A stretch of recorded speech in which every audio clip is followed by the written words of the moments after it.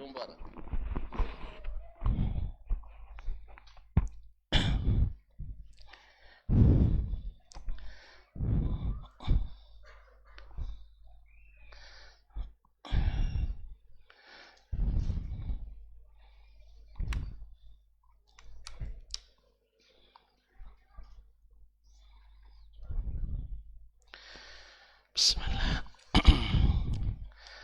Assalamualaikum warahmatullahi wabarakatuh. Alhamdulillahil wahidil qahar, al-azizil ghafar, mukawwiril laili 'alal nahar, tafsiratan liulil qulubi wal absar, wa'idhatan liulil nuha wal i'tibar. Asyhadu an la ilaha illallah wahdahu la syarika lah, al-malikul jabbar, wa asyhadu anna muhammadan abduhu wa rasuluhu as-sayyidul mustafa al-mukhtar sallallahu alaihi wa ala alihi al-athhar wa ashabihi al-qadati al-abrar wattabi'ina lahum bi ihsan ma ta'aqaba al-lailu wan nahar. Ma'asyiral muslimin, ma'asyiral muslimat, al-qa'imin wal qa'imat li Ramadan, para masyayikh, para ustadz, para hadirin wal hadirat, jemaah salat Isya, kemudian tarawih dan witir di Masjid At-Taqwa Indo Sakinah wal Mawaddah. Alhamdulillah, malam ini Allah izinkan kembali kita menikmati kebersamaan ini. Sama-sama kita mengharap ridha ilahi, menuai faedah dan barakah di bulan Ramadan ini. Semoga tak satu pun kita kecuali mendapatkan lebih dari yang diharapkan. Oleh itu mari kita bersyukur kepadanya atas nikmat yang diberikannya. Mudah-mudahan syukur itu melahirkan nikmat-nikmat yang baru yang membuat kita bersyukur selalu. Salawat dan salam kepada baginda Rasulullah sallallahu alaihi wasallam yang telah menyampaikan risalah, menunaikan amanah dan menasihati ummah, sehingga telah melaksanakan segala perintah Allah,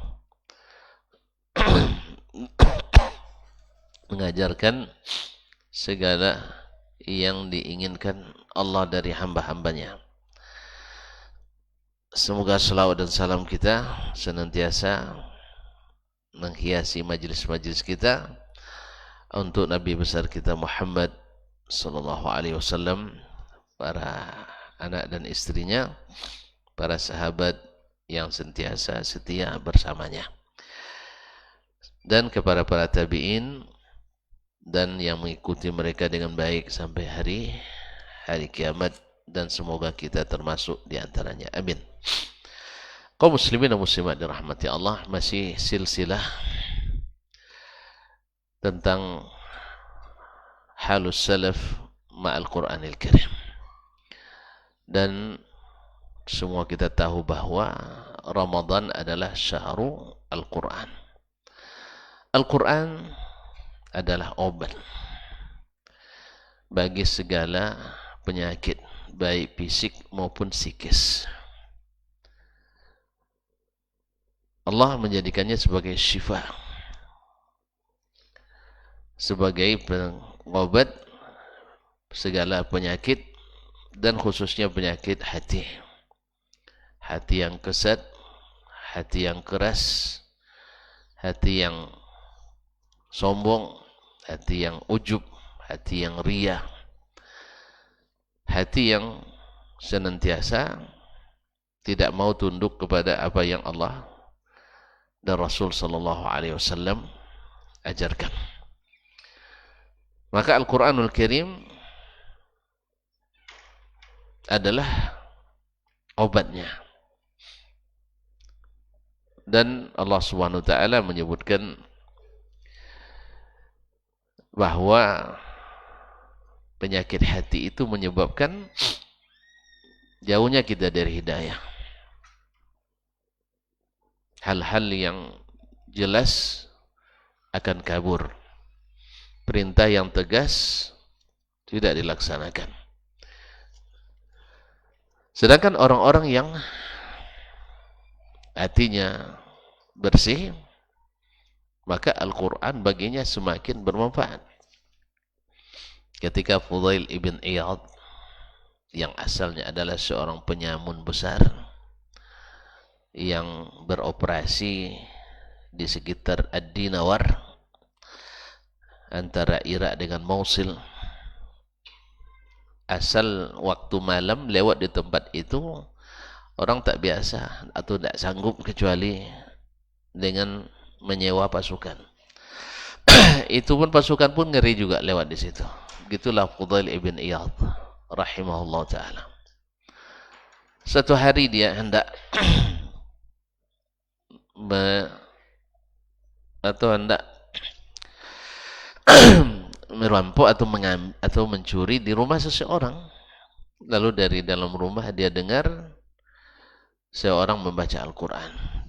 Dikatakan bahwa seorang perempuan sedang qiyamu al-lail sambil membaca Al-Quranul Karim. Di antara yang dia baca adalah firman Allah Subhanahu wa taala dalam surat Al-Hadid ayat 16, alam ya'ni lil ladzina amanu an takhsha'a qulubuhum li dzikrillah wa ma nazala minal haqq wa la yakunu kal ladzina utul kitaba min qabl fatala 'alaihimul amadu faqasat qulubuhum wa katsirun minhum fasiqun. Tidakkah atau belumkah datang masanya hati-hati orang yang beriman itu khusyuk dan tunduk kepada zikrullah, wa ma nazala minal haqq, dan apa yang diturunkannya berupa kebenaran, wa la yakunu kalladzina utul kitaba min qabl, dan tidak seperti orang-orang yang telah diberikan Alkitab sebelumnya, fadhala alaihimul amad, lama bagi mereka waktu jarak antara mereka, faqasat qulubuhum, sehingga hati-hati mereka kesat, wa katsirun minhum fasiqun, dan banyak di antara mereka adalah orang-orang fasik. Ma'asyarul kiram dirahmati Allah, hati-hati yang kesat itu, hati-hati yang keras itu selalu membawa kefasikan. Makanya orang-orang yang hatinya keras akan mendapatkan hukuman, yaitu kecelakaan. Fawailul lil qasiyati qulubuhum min zikrillah, maka celakalah bagi orang yang keras hatinya dari zikrullah. Ulaika fi dhalalim mubin, merekalah berada dalam kesesatan yang nyata. Ma'asyarul kiram yang dirahmati Allah. Nah, Allah menghendaki hati yang awalnya kesat itu akhirnya tersentuh. Begitulah Allah ingin mendatangkan hidayah.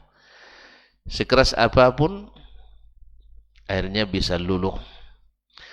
Itulah menjadi titik perubahan yang merubah sejarah hidup seorang yang akhirnya bergelar Abidul Haramain, ahli ibadah dua tanah suci Makkah dan Madinah.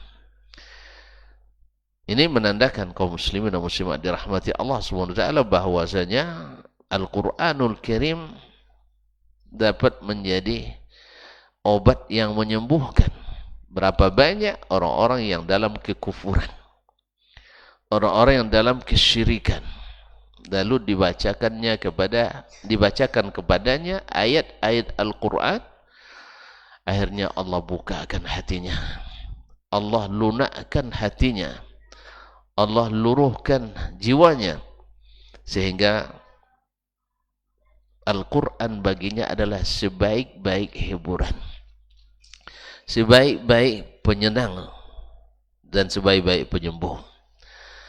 Ma'asyarul kiram dirahmati Allah, di antara sahabat Nabi alaihi salatu wassalam dulunya adalah seorang Yahudi, berasal dari Daraya, dari negeri Syam.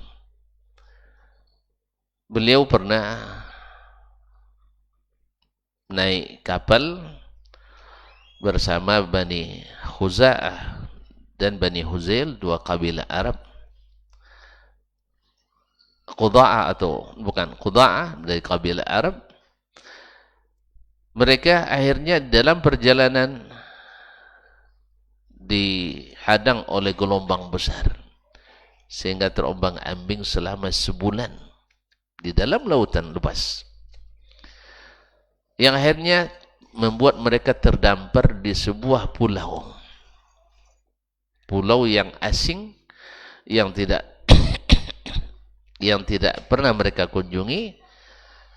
Di situ mereka melihat ada seekor hewan yang berbulu panjang sehingga tidak bisa dibedakan mana depan mana belakang. Lalu mereka bertanya, ya ayatuh dabbah, kamu ini siapa? Dia bilang, anal jassasa. Di sini dalam Sahih Muslim, Nabi alaihissalatu wassalam memanggil sahabat suatu hari untuk menceritakan ini. Ajabani hadithu Tamim ad-Dari. Lalu siapa jassasa? Dan ini pulau siapa? Maka dia mengatakan, alaikum birrajulil ladzi fid dir. Kalian pergi ke seorang laki-laki yang ada di rumah itu, di sebuah pulau yang terasing itu. Dia yang akan tahu tentang, akan memberitahu kalian. Para ulama menyebutkan bahwa al-jassasa itu adalah dabbah, adalah hewan melata yang nanti akan datang menjelang hari kiamat, yang akan memberi tanda kepada setiap orang yang dilewatinya. Sampai di situ ditemukannya seorang laki-laki yang besar, diikat kaki dan tangannya, dan ketika ditanya, dia bertanya tentang tanda-tanda akan datang keluarnya Dajjal. Itu bertanya tentang naql bisan, tentang kurma negeri Bisan, itu di Iran sekarang. Masih berbuat atau tidak? Dan mereka masih. Dia bertanya tentang apa namanya, danau Tabiran, tentang apakah masih berair. Sebab bila airnya nanti surut, maka akan dekat masa keluarnya dia. Dan dia tanya tentang apakah sudah diutus Nabi akhir zaman dari Mekah. Kata mereka sudah. Akhirnya dia mengatakan, tidak lama lagi waktunya saya akan keluar. Dia tanya, siapa dia? Dia Al-Masih Ad-Dajjal, yang saat tidak satu pun negeri nanti dari seluruh negeri kecuali saya akan datangi, kecuali Makkah dan Madinah. Sebab di kedua negeri tersebut, di setiap pintu masuknya ada malaikat yang menjaga. Jadi pintu masuk Makkah dan Madinah tidak bisa dimasuki oleh Al-Masih Ad-Dajjal. Dijaga oleh para malaikat. Nah, bagaimana dengan orang-orang munafik yang tinggal di situ? Mereka yang keluar menyongsong Dajjal keluar tanah haram. Dan Dajjal kaum muslimin dan muslimat, tidak lama dia di atas permukaan bumi ini, hanya 40 hari. Cuman sehari ada yang setahun, seharinya ada yang sebulan, seharinya ada yang 7 hari, dan selebihnya sama dengan hari-hari biasa. Lihat kaum muslimin dan muslimat dirahmati Allah SWT. Sahabat waktu itu bertanya, kaifa nusalli wa kaifa nasum. Tidak ada mereka bertanya tentang bagaimana, apa senjata yang harus kita siapkan. Ya, rudal jenis apa yang harus kita persiapkan. Bom apa, tidak. Mereka bertanya, kaifa nusalli wa nasum. Berarti salat dan puasa itu bagi generasi terbaik umat ini lebih diandalkan daripada senjata pemusnah massal itu. Mungkin ada juga betulnya besok akhir zaman tidak dipakai lagi tuh, tinggal terbang-terbang lagi Ustaz ya. Allah musta'an. Gak salat dan puasa mereka tanya. Sebab ma'asyal kiram dirahmati Allah Subhanahu wa taala. Ini yang penting bagi mereka. Bila masih salat, bila masih puasa, insyaallah masih selamat. Karena Nabi, tidak ada seorang Nabi pun kecuali mengingatkan umatnya dari Dajjal ini. Subhanallah. Kalau orang-orang liberal akan bertanya nanti, kan jelas nanti keluarnya akhir zaman, masa Nabi Isa masih ada umatnya, Nabi Musa masih ada umatnya. Tidak. Tapi orang-orang beriman, karena Nabi yang beritakan, mereka yakin dan percaya. Tidak satu pun Nabi yang diutus illa wa yuhadziru ummatahu minal masih Dajjal. Saking beratnya fitnah yang akan dia lakukan di atas permukaan bumi ini. Musyahid kaum muslimin dan muslimat, At-Tamim Ad-Dari rahimahullah mendengar atau ketika mendapatkan berita itu, yang awalnya dia adalah seorang rahib, akhirnya ingin masuk Islam karena sudah ada bukti-bukti dan juga tersebut dalam Alkitab, Al-Ahdul Qadim wal Ahdul Jadid. Bahkan akan ada seorang nabi dari negeri yang tempat hijrahnya ada kebun-kebun kurma, dan dia dilahirkan di antara dua gunung, Jabal Faran. Maka akhirnya beliau mendapatkan bukti-bukti tersebut, ingin segera bertemu dengan Nabi sallallahu alaihi wasallam. Singkat cerita kaum muslimin dan muslimat dirahmati Allah, beliau pun masuk Islam yang awalnya beragama Nasrani dan termasuk salah satu sahabat yang dikenal dengan ibadahnya, yang senantiasa bila membaca Al-Quranul Karim hatinya bergetar, matanya berlinang, dan bila satu hari luput dia atau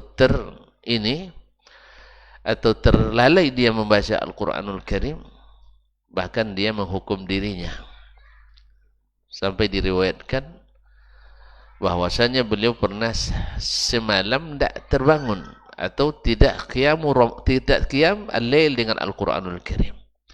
Maka dia menghukum dirinya tidak tidur di malam hari selama setahun.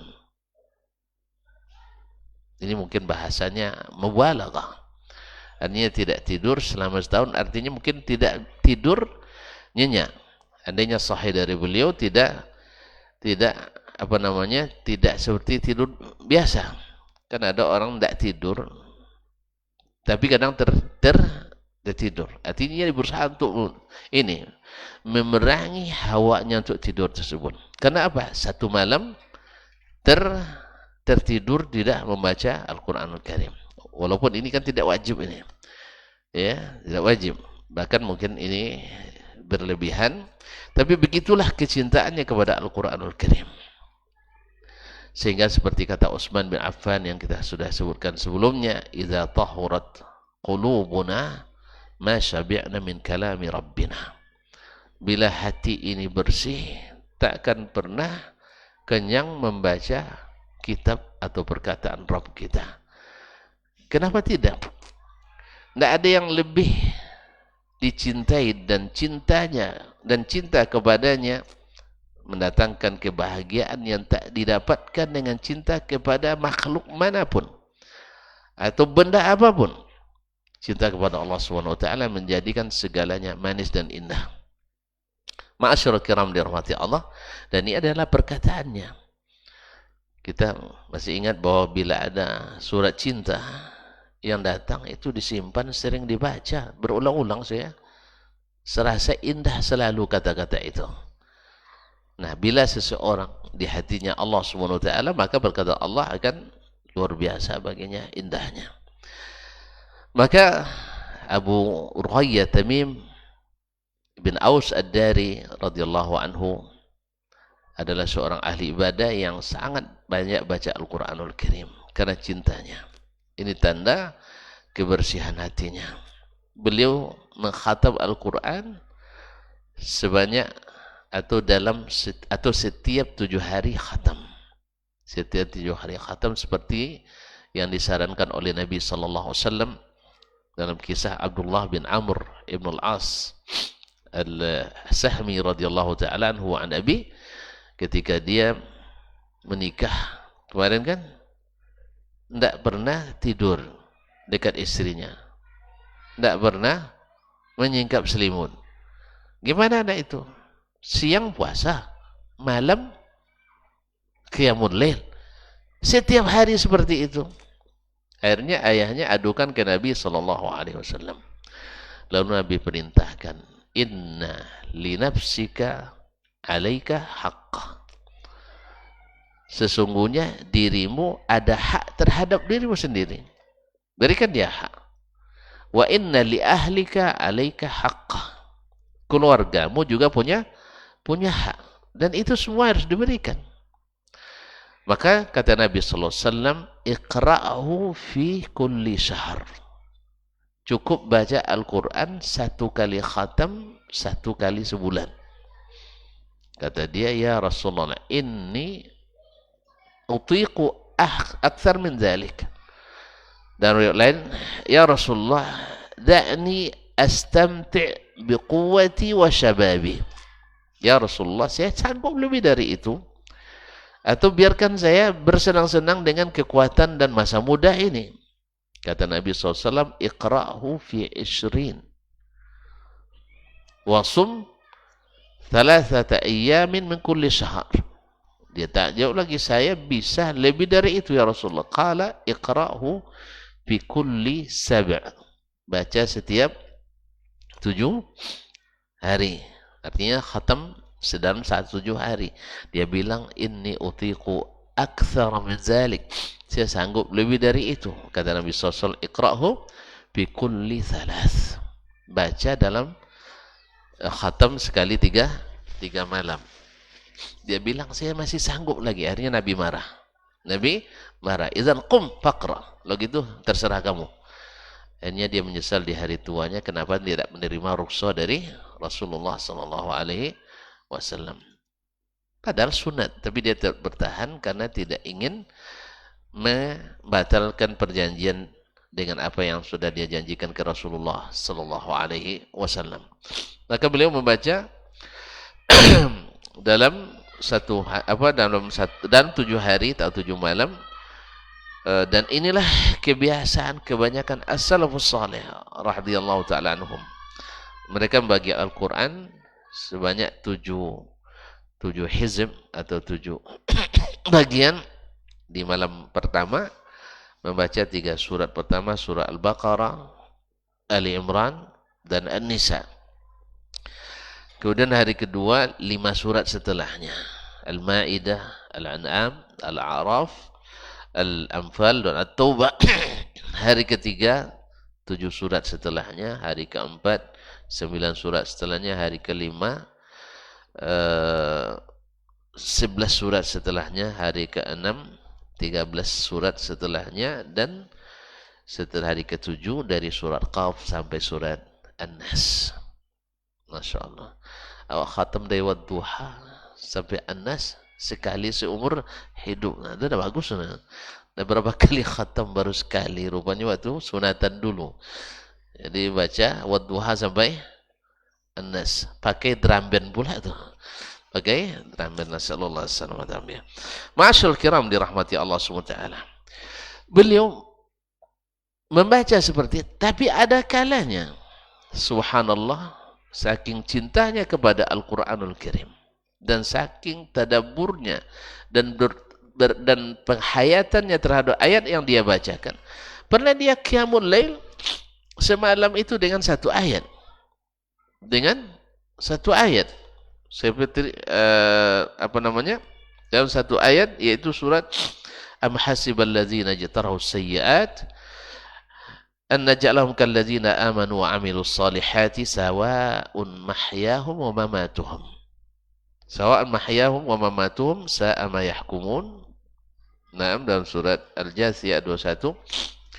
Apakah orang-orang yang melakukan keburukan-keburukan itu menyangka kami akan jadikan mereka sama seperti orang-orang beriman dan beramal saleh, baik hidupnya maupun mati?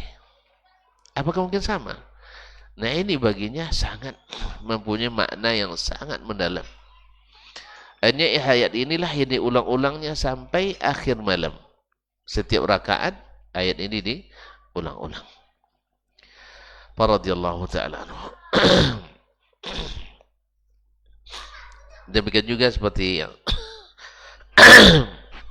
ketika membaca wa man khaffat mawazinuhu fa ulaika allazina khasiru anfusahum fi jahannam khalidun talfahu wujuhahum nar wa hum fiha kalihun.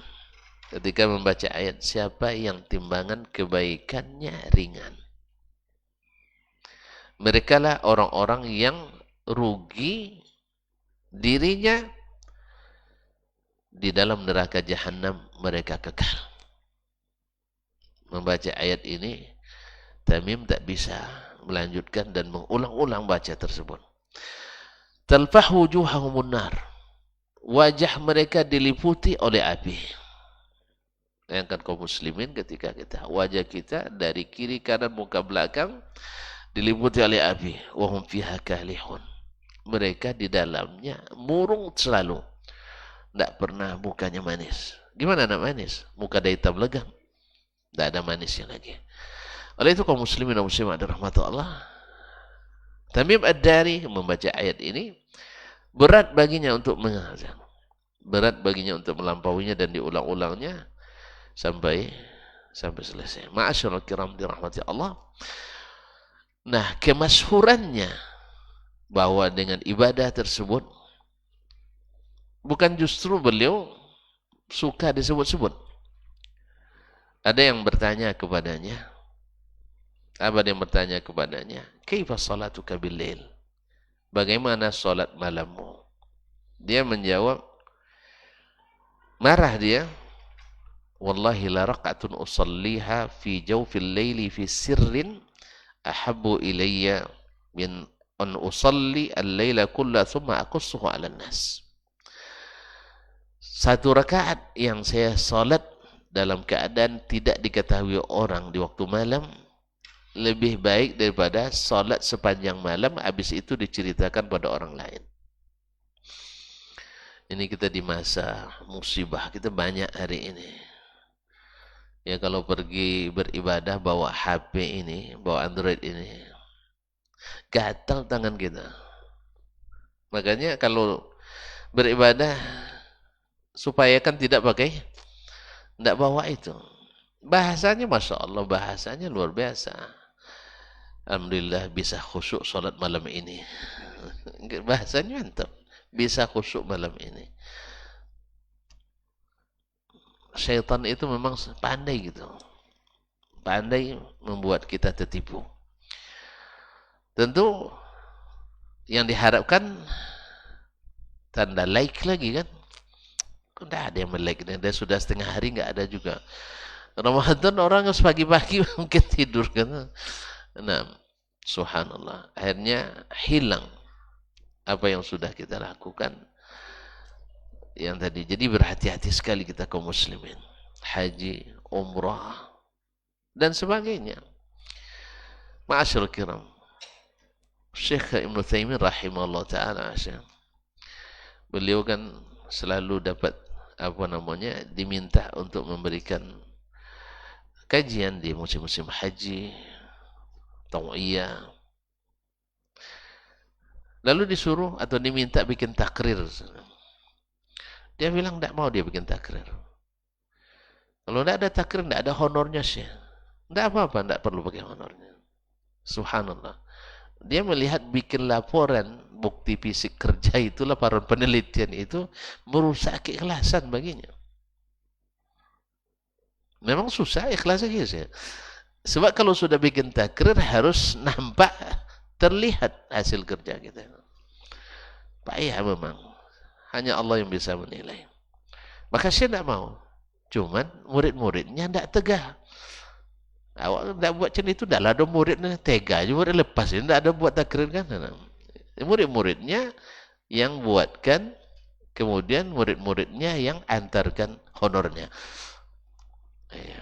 Tapi Syekh, antum tahu sendiri, kalau beliau, Masya Allah, ada yang mengisahkan muridnya, ada seorang pemuda yang juga muridnya yang aktif di majelisnya menikah.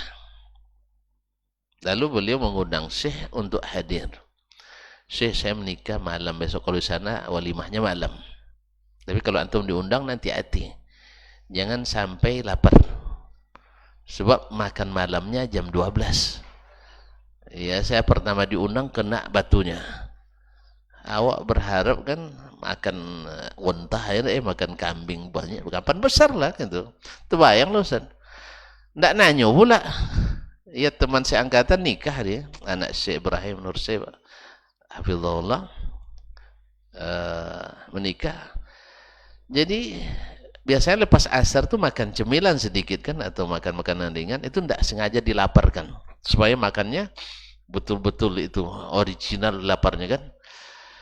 Akhirnya lepas isya di Masjid Nabawi cari taksi nakal itu, pergi berdua kami dengan temannya, dengan orang Pacitan Jawa Timur. Pergi ke situ, enggak, berempat malah. Enggak, bukan, berlima kami. Tempatnya jauh di luar kota. Jadi kalau dalam kota kan aman, enggak, di luar kota, di villa. Ibaratnya kalau kita di puncak lah ya, ke tempat yang jauh, kalau nak cari makanan harus jalan kaki 3 kilo. Nah, jadi sampai di situ enggak ada makanan. Yang ada hanya korma. Awak mana kenyang dengan korma, habis sekombuk korma mana kenyang gitu. Kemudian teh, kopi yang tidak bergula tu, kahwa Arabi. Pertama-tama saya, ya Allah ya Rabbi, awak di jalan pun dah bunyi-bunyi apa ni? Sudah apa bunyi-bunyi perut kita, minta diisi. Sampai di situ tidak ada makanan. Coba makan korma, tidak ada pengaruhnya. Tengok kiri kanan, tidak ada orang makan. Orang cerita aja banyak minum teh. Tehnya kecil pula, punya tidak besar pula, teh kecil apa namanya, kupnya itu, apa cangkirnya, bukan cangkir, gelas kecil itu, yang slokinya, Masya Allah, paham antum ya, dari saya, nah, slokinya itu kecil sekali, sekali hirup, ya tidak terasa di kongkongan, nah. Subhanallah, kaum muslimin dan muslimat dirahmati Allah. Akhirnya baru turun makanan, kalau tidak salah saya 11:30. Dah merajuk perut. Dah merajuk dia, tidak mau lagi makan. Allah musta'an. Itulah, jadi kalau antum nanti diundang, kalau walimah nanti, mana tahu antum jadi menteri pula nanti kan, diundang walimah nanti pas sampai kunjungan. Pokoknya sebelum pergi makan dulu. Jangan khawatir, kenyangkan sekali. Karena nanti 5 jam setelahnya baru bisa makan lagi. Kan 5 jam dah lapar lagi tuh. Allah musta'an. Masyaallah kiram dirahmati Allah SWT. Jadi Tamim Ad-Dari tidak ingin diviralkan. Dia marah. Jangan tanya-tanya itu. Biarkan itu rahasia saya dengan Allah Subhanahu wa ta'ala. Masyaallah kiram dirahmati Allah. Kita berharap dan berdoa kepada Allah semoga Al-Quran menjadi benar-benar syifa lima fis sudur, menjadi rahmat, jadi penunjuk, menjadi pelunak hati kita, sehingga ketika membacanya masuk ke dalam hati, kemudian mengalir ke pikiran kita dan mengalir mata kita. Karena termasuk penyakit yang tidak baik adalah di saat mata tak pernah mengalir, tidak pernah keluar air mata kita. Kalau orang tidak pernah keluar air matanya, itu tidak sehat. Karena tidak sehat, hatinya pasti keras. Iya. Meninggal orang, gembira juga dia. Menderita orang, bersorak juga dia. Kapan dia menangis? Baca Quran, bersorak juga. Allah, Allah, Allah, katanya. Bukan, iya, berteriak-teriak dan sebagainya. Baca Al-Quran bukan untuk diteriak-teriakkan. Al-Quran itu adalah untuk dihayati, ditafakuri, ditadaburi, sehingga seperti mereka. Umar radhiyallahu ta'ala yang antum kenal orangnya, Masya Allah, tegas ya, tegas kan, tapi hatinya lunak, lunak menerima kebenaran siapapun yang menyampaikan. Ini gaya lembutnya, tapi pas disuruh ditegur, disebutkan kesalahannya, lawannya luar biasa melawannya. Kalau bentuk cakapnya lunak, tengok langkahnya tidak mati, semut diinjak. Tapi coba sebutkan kesalahannya atau diperbaiki kekeliruannya, a'udzubillah, balasannya kezaliman, a'udzubillah. Jadi oleh itu kaum muslimin, tidak, kita ingin yang lunak hati itu mau tunduk pada kebenaran, mau tunduk kepada zikrullah, kepada ayat-ayat Allah dan petunjuk-petunjuk Rasulullah sallallahu alaihi wasallam. Mudah-mudahan semua kita mendapatkan, khususnya di bulan Ramadan yang merupakan syahrul Quran. Demikian yang dapat kita sampaikan. Mudah-mudahan bermanfaat dan semoga Al-Quran bagi kita menjadi pemberi syafaat. Wallahu ta'ala alam wa sallallahu ala nabiyyina Muhammadin wa sallam wa subhanakallahu bihamdik asyhadu an la ilaha illa anta astaghfiruka wa atubu ilaik. Wassalamualaikum warahmatullahi wabarakatuh. Majtama'a qaumun fi baitin min buyutillah يتلون كتاب الله ويتدارسونه فيما بينهم إلا نزلت عليهم السكينة وغشيتهم الرحمة وحفت بهم الملائكة وذكرهم الله في من عنده. Tidaklah suatu kaum duduk di salah satu rumah Allah membaca ayat-ayat Allah dan sama-sama mempelajarinya kecuali turun kepada mereka as-sakinah, ketentraman dan kenyamanan. Wa ghasyiyatuhumur rahmah, dan mereka diliputi pula oleh rahmat, kasih sayang dari Allah Subhanahu wa taala. Wa haffat bihimul malaikah, dan mereka pun dikelilingi oleh para malaikat, karena malaikat suka majlis-majlis zikir dan ilmu. Wa dzakarahumullahu fi man indah, dan Allah akan banggakan sebut-sebut mereka di kalangan malaikat-malaikat yang ada di sisinya, di masyarakat atas. Mudah-mudahan kita termasuk yang sering disebut-sebut di sisi Allah, di kalangan para malaikat, dan di akhir majelis ini mudah-mudahan kita pula mendapatkan seperti yang tersebut dalam hadis qudsi, qumu maghfuran lakum, silahkan berangkat meninggalkan majelis ini dalam keadaan diampuni dosa-dosa kalian.